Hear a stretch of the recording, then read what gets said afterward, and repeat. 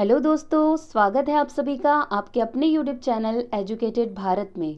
आज हम plant bacterial disease को ट्रिक के माध्यम से बहुत ईजिली तरीके से याद करने वाले हैं। और यहाँ पर मैं सिर्फ आपको ट्रिक याद नहीं करवाऊंगी बल्कि ट्रिक को डायग्राम के माध्यम से समझाऊंगी भी।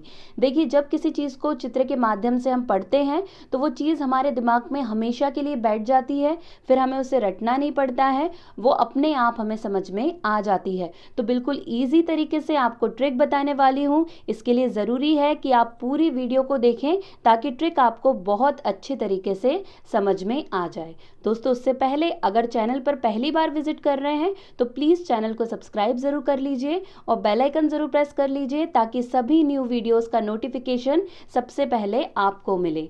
देखिए, मेरे पास और भी बहुत सी ट्रिक है जिन्हें मैं खुद बनाती हूँ। अगर इस वीडियो पर आप सभी का अच्छा रिस्पॉन्स रहा, बहुत अच्छा रिस्पॉन्स दिया आप लोगों ने, बहुत ज़्यादा शेयर किया वीडियो को, तो मैं वायरल डिजीज़, फंगल डिजीज़, जितनी भी प्लांट डिजीज़ हैं उन सब की ट्रिक आप लोगों के साथ शेयर करूंगी।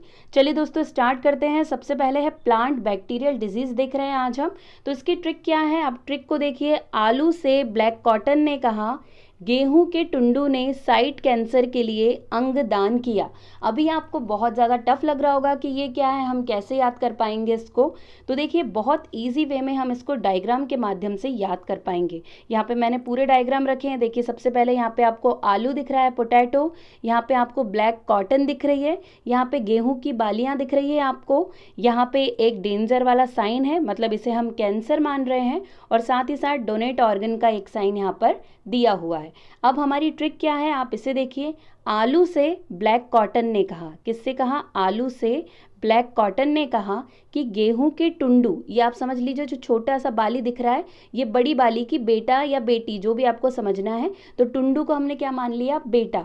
तो ये क्या बोल रहा है? आलू से ब्लैक कॉटन ने कहा कि गेहूं के टुंडू ने साइट कैंसर, देखिए डेंजर वाले साइन को हम क्या मान रहे हैं? कैंसर मान रहे हैं। साइट कैंसर के लिए अंगदान किया है। बहुत ही इजी ट्रिक हुई। देखिए, आलू से ब्लैक कॉटन ने कहा, गेहूं के टुंडू ने साइट कैंसर के लिए अंगदान किया। बस इतना सा आपको याद करना है, आपको बहुत आसानी से ट्रिक याद हो जाएगी। देखिए, हम बाकी जो डिजीज़ होती है वो तो याद कर लेते हैं, लेकिन प्लांट डिजीज़ याद करना बहुत टफ लगता है और जब एग्जाम में पूछा जाता है तो हमसे वो गलत हो जाता है। इसलिए आप इस डायग्राम के माध्यम से बहुत आसानी से ट्रिक को याद रख सकते हैं। अब देखिए, अब इससे हम कौन कौन से रोग याद किए हैं हमने। तो सबसे पहले है आलू से। सबसे पहले आलू से, तो आलू से आपको आलू याद रखना है और से आपको याद रखना है शैथिल रोग। मतलब जो शैथिल रोग किस में होता है? पोटैटो या आलू में होता है, जिसे हम विल्ट डिजीज ऑफ पोटैटो कहते हैं। ये क्यों होता है, किस बैक्टीरिया के कारण होता है? तो इसका सही आंसर क्या हो जाता है? सिडोमोनास सोलेनेसिएरम के द्वारा ये वाली डिजीज होती है। देखिए, इस डिजीज में क्या होता है, इस डिजीज को हम एक और नाम से जानते हैं जिसका नाम है रिंग रोग। कौन सा रोग है ये?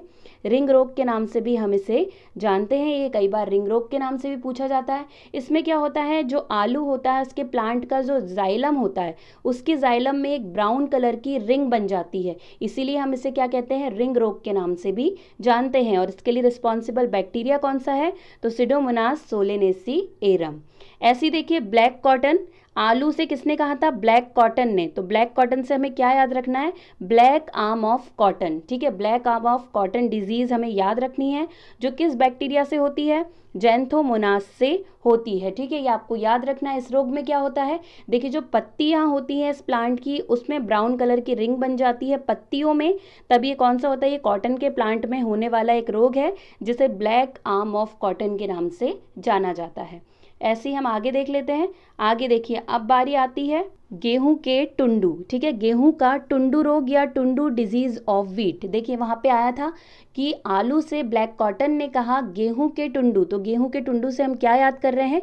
गेहूं का टुंडू रोग या टुंडू डिजीज ऑफ व्हीट। इसके लिए रिस्पॉन्सिबल बैक्टीरिया कौन सा है? तो कॉरिने बैक्टीरियम ट्रिटकी इसके लिए रिस्पॉन्सिबल होता है। और ये जो रोग हो जाता है, इसमें क्या होता है, तो देखिए जो प्लांट की लीव्स होती है वो नीचे से मुरझाने लगती है और मुड़कर टूट जाती है। ये होता है किसमें?